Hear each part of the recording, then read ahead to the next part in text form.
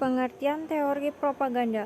Propaganda berasal dari bahasa Latin modern propagare yang berarti mengembangkan atau memekarkan.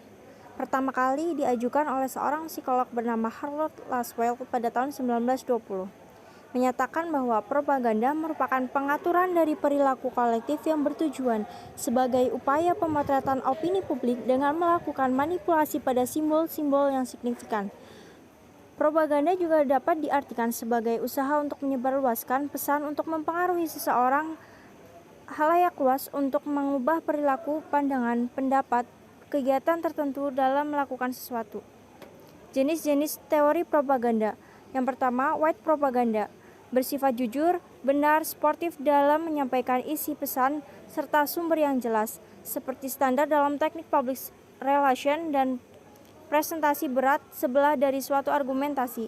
2. Black propaganda, yaitu propaganda yang licik, tidak jujur, menuduh pihak lain melakukan kegiatan tersebut.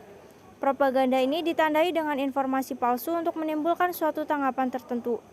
Black propaganda menggunakan media instrumen seperti selebaran baik resmi ataupun tidak dan surat kabar. Biasanya juga dipakai dalam rahasia militer atau jaringan besar teroris. Yang ketiga, grey propaganda. Suatu propaganda yang sama-sama atau samar-samar atau tidak jelas yang dapat menimbulkan keraguan. Tujuan dari propaganda ini sendiri yaitu sebagai upaya persuasif yang menimbulkan efek emosional terhadap audiens. Selanjutnya ada teknik propaganda. Yang pertama ada name calling, yaitu memberi label buruk kepada gagasan, orang, objek, atau tujuan agar orang menolak sesuatu tanpa menguji kenyataannya. Yang kedua ada glittering generalities, yaitu menggunakan kata yang baik untuk melukiskan sesuatu agar mendapat dukungan, tanpa menyelidiki ketepatan asosiasi itu. Yang ketiga, transfer, yaitu mengidentifikasikan suatu maksud dengan lambang otoritas. Yang keempat, ada testimonial, yaitu memperoleh ucapan orang yang dihormati atau dibenci untuk mempromosikan atau meremehkan sesuatu maksud. Yang kelima, ada plain vox, yaitu imbauan yang mengatakan bahwa pembicara berpihak kepada khalayaknya dalam usaha bersama yang kolaboratif. Yang keenam ada card stacking, yaitu memilih dengan teliti pernyataan yang akurat dan tidak akurat, logis dan tak logis, dan sebagainya untuk membangun suatu kasus. Dan yang terakhir ada bandwagon, yaitu usaha untuk meyakinkan khalayak akan kepopuleran dan kebenaran tujuan, sehingga setiap orang akan turut naik. Selanjutnya ada komponen-komponen propaganda. Yang pertama, pihak yang menyebarkan pesan. Kedua, komunikan atau target penerima pesan. Yang ketiga, pesan tertentu yang telah dirumuskan sedemikian rupa agar mencapai tujuannya dengan efektif. Yang keempat, sarana atau media yang tepat dan sesuai atau serasi dengan situasi dari komunikan. Yang kelima, kebijaksanaan atau politik propaganda yang menentukan isi dan tujuan yang hendak dicapai.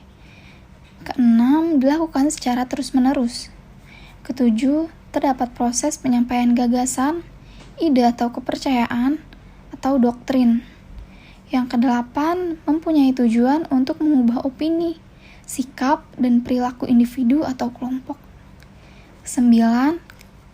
Kondisi dan situasi yang memungkinkan dilakukannya kegiatan propaganda yang bersangkutan. Ke-10. Menggunakan cara sistematis, prosedural, dan perencanaan. Dan yang terakhir, dirancang sebagai sebuah program dengan tujuan yang konkret. Ciri-ciri sebuah berita, sebuah konten, informasi yang sifatnya propaganda. Ciri yang pertama yaitu judul yang digunakan ialah isi kalimatnya bertentangan dengan kaidah-kaidah umum dalam masyarakat, baik itu etika, budaya maupun agama. Yang kedua, berita yang berisi propaganda itu biasanya belum dilengkapi dengan klarifikasi dari pihak yang diberitakan.